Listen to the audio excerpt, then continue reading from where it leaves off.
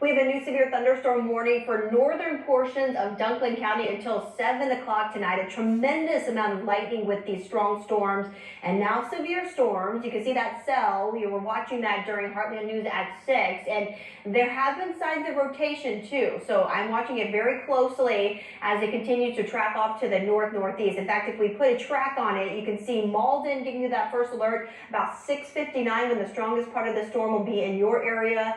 Elk 7:19. So this storm moving pretty quickly at about 40 miles per hour off to the north and east. And again, there's the rotation right there. Right now, it looks like it may just be elevated a bit. But that's not to say that couldn't come down and come in contact with the ground. So again, there's the rotation just south of Piggott, a little looser than what it was earlier, which is a good sign, not quite as tight as what I saw just a bit earlier, but that'll be moving through northern portions of Dunklin County and eventually continuing to track into even parts of Stoddard County as we move later into the night. So again, right now it's just a severe thunderstorm warning, but there is the possibility of a tornado with this cell, and especially as it moves into Dunklin County, we'll be watching it very, very closely, as right now that strongest rotation in eastern parts of Clay County. Also, very heavy rainfall happening across the heartland. I know it's hard to see here, but now we do have our first flash flood warning across parts of Butler County. Most of Butler County doesn't include the northern portions of Butler County, but that is a new flash flood warning, and I think there will be many more flash flood warnings as we continue through the night. So I'm going to keep a close eye on this cell. In fact, I'm going to switch over to another system here real quick before I let you go, because if we see this tighten up a little bit, we're going to stay with it. But let me put our velocity scan back on here, and I still not loving how that looks. So guys in the back, I'm going to stay with this just a little bit longer so we can continue to watch it closely for everybody, because it's just now getting ready to move over Clay County, the Clay County, Arkansas and Dunklin County line. Fairly broad rotation with some of it, but we're going to watch it here for a couple more scans as it continues to move into the west part of Butler County. If I zoom in real tightly, we'll see if we can get any more roads or communities to pop up here. But Campbell, if you're in Campbell and you hear me, I would go ahead and move to the safest part of your house, to your basement if you have it.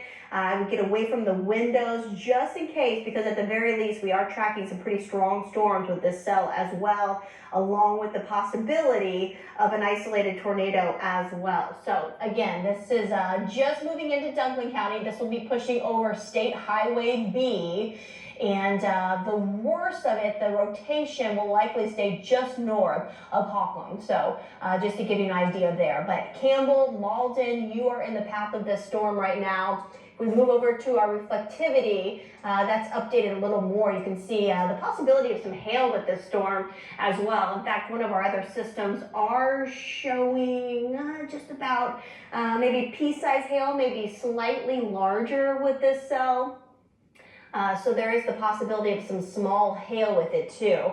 I'm going to see if we're getting any reports from the National Weather Service here.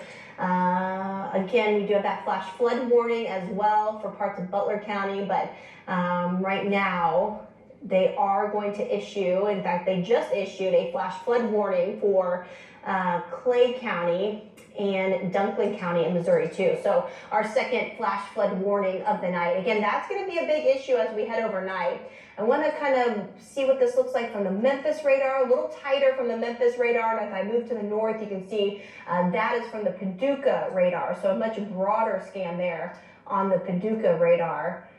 And that is what I like to see. Not quite as tight, but still the possibility that we could see a quick spin up tornado with this cell as it continues to move north and east. I'm going to track this one more time if you're just joining us, and I'm going to track kind of the leading edge of the strongest part of the storm as it moves north and east. And we'll put an hour track on this, which takes it all the way into Sykeston. So there's some communities: Malden 6:53, Elk 7:14, Morehouse give you that first alert as this cell continues to track your direction. It will be in your area around 7:31. Obviously, the rain has already started in these communities, so flash flooding could be a concern even before the strongest part of the storm makes it in, and then it will be pushing into Sykeston at about 7:40. So again, we're on here for a severe thunderstorm warning, but I wasn't loving how this storm was looking, so that's why I just wanted to stay with it just a bit longer, just to make sure to give you guys all the needed updates. But again, the last scan here is looking a little broader,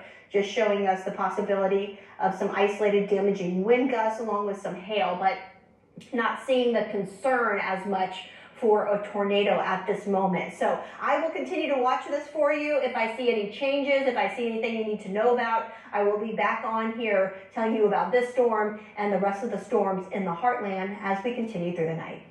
Crucial. Call Woods, the all things based